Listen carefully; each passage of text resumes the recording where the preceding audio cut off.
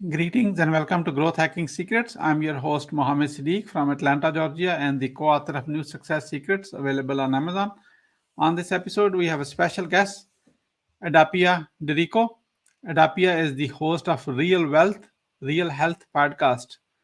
So, if you're looking for real wealth and real health, these are the two most important things. I don't know about you. If you're still watching this, there's probably you are interested. So please join me to give a warm welcome to our guest, AdaPia Errico. AdaPia, welcome. Hi, Siddique. Thanks for having me. Wonderful. Thank you so much. I like your podcast name, The Real Wealth and Real Health. hmm Yeah, it's it's simple, but it says everything right there. And like we were talking about before the show, because you're in real estate too, I'm in real estate. So, we really build the foundation of wealth technically with real estate, and we can't have wealth without health either. So all those things combined are really give us what I consider to be also real meaning in our lives. Wonderful. What's Wonderful. meaningful. hmm Yeah, AdaPia, let me start with this. Where were you? What happened? Who you were surrounded with that inspired you to start this podcast, Real Wealth, Real Health? So the podcast was inspired when when I was making a transition in my career, and I really wanted to share stories about building wealth and health, because there are two topics that are very important to me.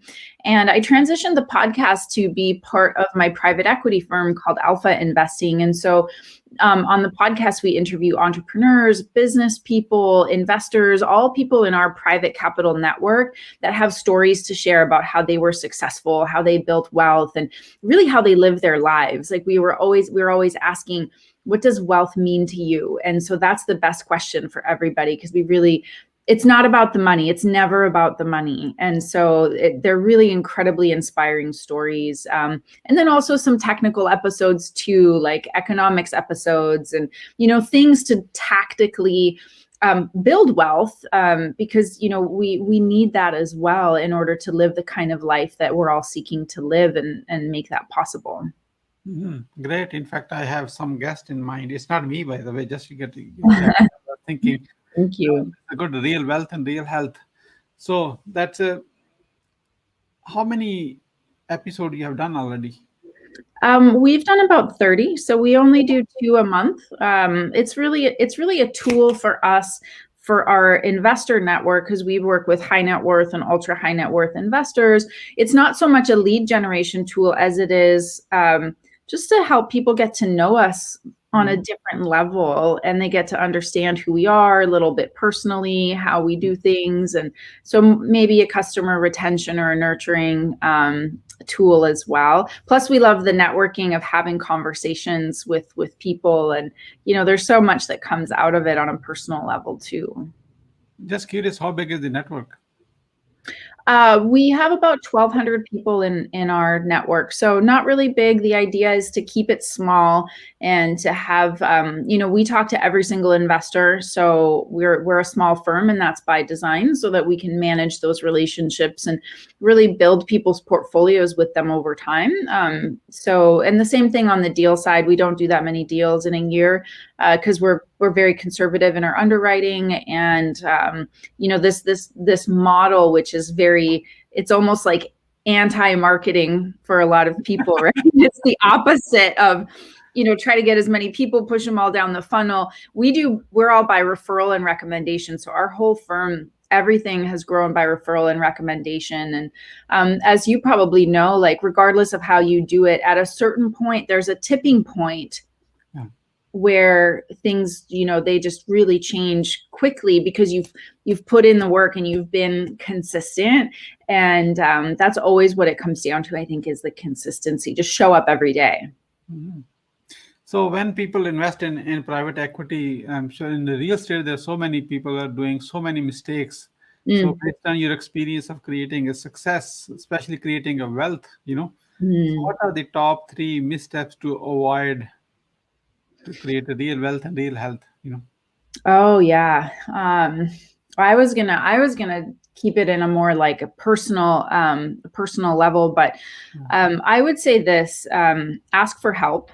if you don't know something, definitely ask for help, right? Like that it's, so the misstep is not asking for help because you think, well, I can't show someone that I don't understand something, like I don't want to seem stupid. You know, we put a lot of pressure on ourselves, especially if we're high performers or successful in another way. It doesn't mean you understand how to underwrite a real estate deal. That's why we exist. And that's why I talk to you, because that's what we do professionally. So, you know, not asking for help when you don't understand something, that's, you know, you're also not going to sleep at night. So that's a big thing. Another one is, you know, in a way, like when it comes to investing generally, it's not listening to your intuition. I actually wrote a book about intuition called Productive Intuition. And I talk about these stories and the ways that it's so important for us to listen to ourselves. And oftentimes we might get a bad feeling about a person or even about a deal or something. And we just, no, but your mind over rationalizes it. And in fact, what you should do is just listen to that and, you know, ask for help or ask some more questions or walk away if you're totally uncomfortable. And then another misstep to avoid when investing is this FOMO, this fear of missing out on a good deal. There's always another deal. Always. There's always going to be another deal. It'll be a good deal. If it's properly risk adjusted, then it'll be a good deal. So what often happens is we might feel like, oh, those numbers are really high. I really want to get into that deal. I don't understand it. I don't want to talk to anybody about it.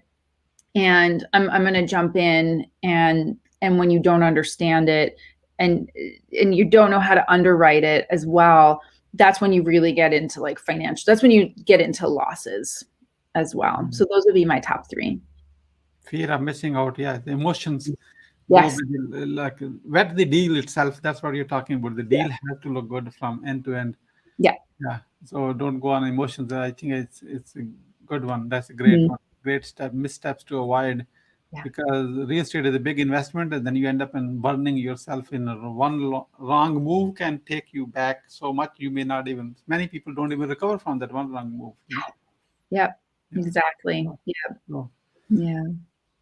So, because you work with so many high net worth investors, I'm sure one of the single most professional failure you like to share with us, because we want to see how vulnerable you are and how authentic you want to share the failures, because everybody like to share the successes, but few people want to share their failures. So what is the single most professional failure you see it from your network, or maybe your own one, or from anybody from the network, without naming anyone?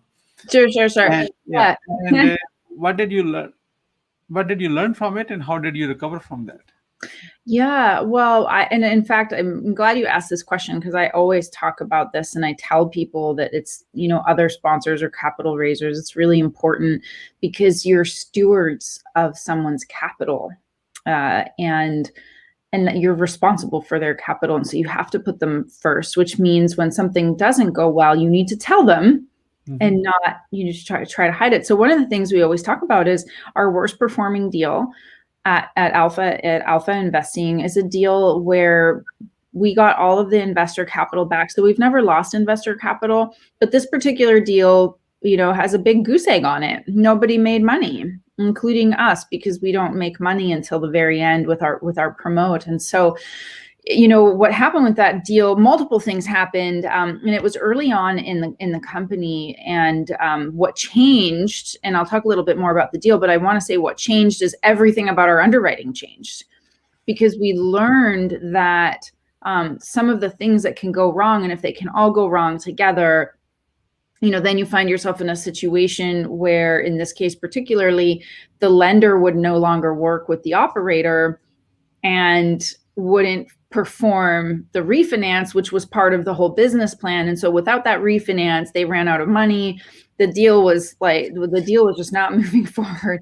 So we negotiated out early and we got everyone's money back. Unfortunately, it was a zero return, but because we got out early, then investors could reinvest their capital. So that's been our worst performing deal. And I think it's important. And when we talk to an operator, because we work with professional operators, we ask them for their even 3 to 5 of their worst deals, because we want to know, because we're responsible for our investors' capital. And our whole business is predicated on bringing risk-adjusted deals that we underwrite. And so we want to know who we're working with. It takes us a good 6 months to underwrite a sponsor, to really get to know them and work with them, and then the deal.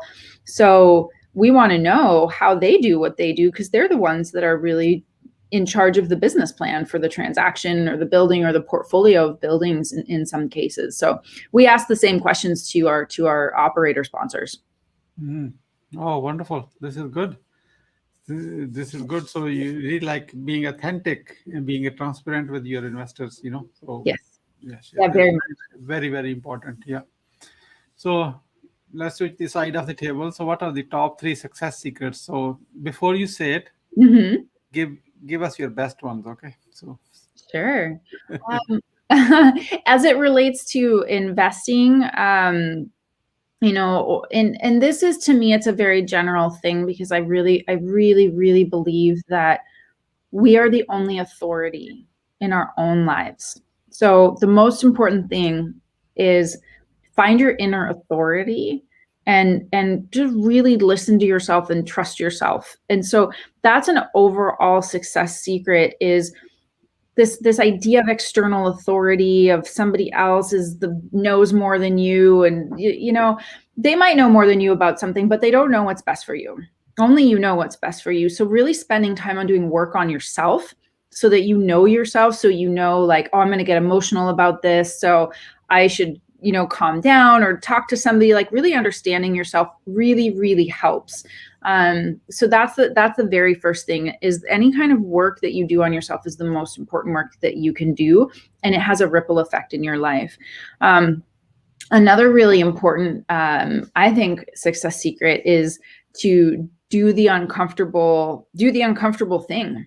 Maybe, and like specifically, we can relate it to real estate investing. Maybe you are a bit afraid, because it's still something so new to you, and you only understand stocks and bonds. And but if you put in the work up front, to whether you're talking to your syndicator or your operator, or taking some courses that push you past your comfort zone, that's a really important thing to do. And you may never invest, and that's okay, but work towards understanding your fear, because that's all discomfort is. It's like the mini me of fear, and working past it. And on a different level, it could be, for example, doing some networking. Maybe it's a little bit scary to do some networking. So push yourself past your comfort zone, because that's where you grow. And then the third success secret, I think it's a life secret, is to be generous and gracious in everything. So that's our approach. It's my personal philosophy. It's our approach to our investors and to our sponsors, is to always make ourselves available, to put them first, to be generous with our time. And that just, again, it's a different kind of ripple effect. It's like the butterfly effect. It comes back 100-fold. Yeah, this is a good one. So I like the last one. Yeah. I appreciate that. So thank you so much. How the Growth Hacking Secrets community people who are watching this now can support you? Sure. So you can go to alphai.com /podcast, or Real Wealth, Real Health. It's available on all of the major platforms to listen to our podcast and get a sense of who we are. I co-host with my business partner, and one of the partners of the firm, Daniel Coca. So we have these really wonderful conversations, and alphai.com is our firm, and that's going to be the best way to learn about what we do. Yeah, wonderful. So the website is alphai.com /podcast. So tune in, listen in their philosophy, and also get to know her business partner as well through the conversations. And then I'm sure you will learn a lot. You may end up investing with them, or may not end up in investing with them. That's okay. They don't know you're listening to their episode, No, but we encourage people to reach out. If you're interested. Yeah. I'm saying the people skeptical, they don't know if they're listening. Just subscribe it and keep listening. Yeah. Once you like it, give them the best reviews on any platform wherever you watch, and then outreach to them and see, have your questions ready, ask questions, because everything is starts with a question. That's the important part. That's what I have been doing on your behalf right now on this show. Yeah. Asking questions. So alphaI.com/podcast. So, AdaPia, who is the ideal guest for this podcast?